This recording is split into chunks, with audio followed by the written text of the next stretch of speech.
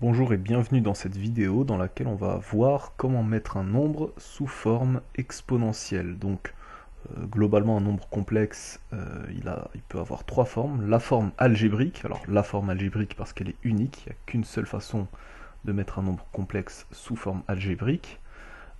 Ensuite il y a une forme trigonométrique. Alors pourquoi une? Parce que vous savez, il y a un angle qui apparaît, les angles sont à 2π près. Donc on dit un nombre complexe peut avoir une forme algébrique. Et pareil, une forme exponentielle pour un nombre, complexe. Parce que dès qu'il y a un angle θ à 2π près, peut y avoir une infinité de formes trigonométriques, une infinité de formes exponentielles. Il suffit de changer θ en θ plus un multiple de 2π.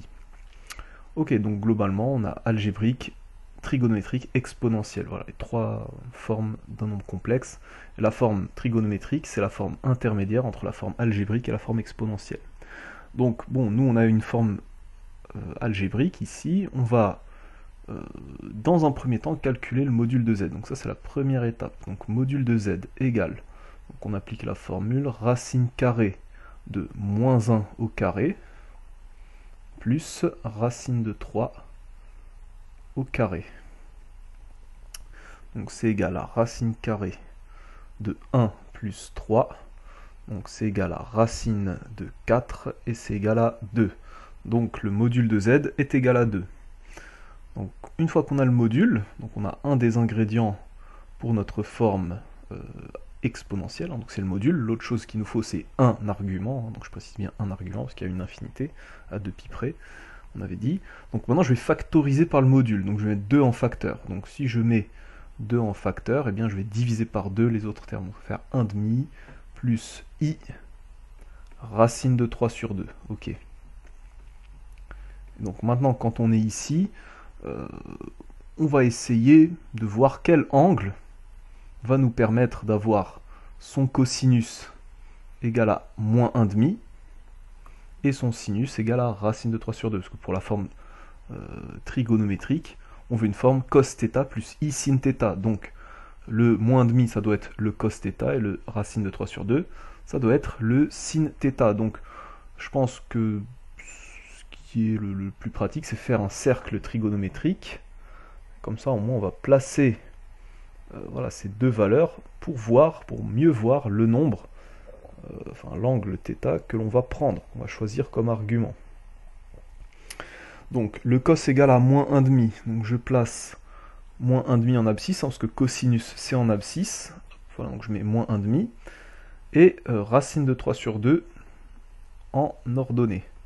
Voilà, donc je regarde bien, j'ai bien moins 1,5 en abscisse, donc moins 1,5 pour le cos, et racine de 3 sur 2, hein, le correspondant, en ordonnée.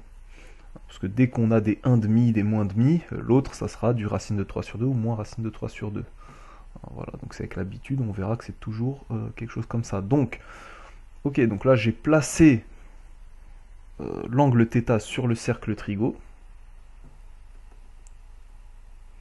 Et puis ici je regarde un petit peu, je vois que cet angle-là, il est le symétrique par rapport à l'axe des ordonnées de celui-ci. Et cet angle-là, c'est π sur 3.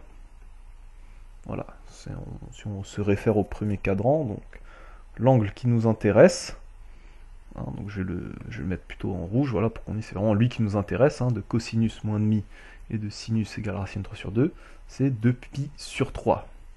Ok, donc on vient de trouver un angle qui va fonctionner. Hein, racine de 2π sur 3. 2π sur 3, il aura bien pour cosinus moins 1,5 et pour sinus racine de 3 sur 2. Donc j'avance dans le calcul, je mets z égale 2. Donc maintenant je mets cos de 2π sur 3. Donc on a bien dit que 2π sur 3 son cos, c'est moins 1,5. Hein, on regarde le cercle trigo, plus i sin 2π sur 3. Voilà, hop, 2π sur 3. Ok, donc là j'ai une forme trigonométrique. Donc pourquoi je dis une forme? Parce que si je veux, je peux très bien faire plus 2π. Pour 2π sur 3, je fais 2π sur 3 plus 2π. Dans le cos et dans le sin, ça me fait un nouvel angle. Donc on voit que quand on en trouve un, tous les autres sont à 2π près. C'est pour ça qu'il y a une infinité de formes trigonométriques. On ne peut pas dire la forme trigonométrique pour un nombre complexe. C'est pas comme la forme algébrique qui est unique. Donc là, ça y est, on a fait le plus dur. Maintenant, la dernière étape. Donc j'ai cos 2pi sur 3 plus i sin 2pi sur 3. Donc j'ai bien la forme comme dans le cours cos θ plus i sin θ. Alors attention, il faut bien un plus. Voilà, ici. Il faut bien le même angle dans les deux. Hein. Si par exemple j'ai cos 2pi sur 3 plus i sin moins 2pi sur 3, s'il y a un moins qui traîne, qui va faire que c'est pas exactement le même angle, attention, c'est pas une forme trigonométrique. Il faut vraiment qu'il y ait le même angle et un plus entre les deux. Voilà, cos θ plus i sin θ, ok, avec θ égale 2pi sur 3, on l'a choisi comme ça. Donc maintenant, le cos θ plus i sin θ, juste à transformer en exponentielle de i 2pi sur 3. Voilà, et là c'est une, donc j'insiste toujours, une forme exponentielle, parce que à cause du θ, ça nous donne beaucoup de choix. On pourrait choisir d'autres angles, tous définis à 2pi près. Voilà, donc ça y est, on a mis notre nombre complexe sous forme exponentielle.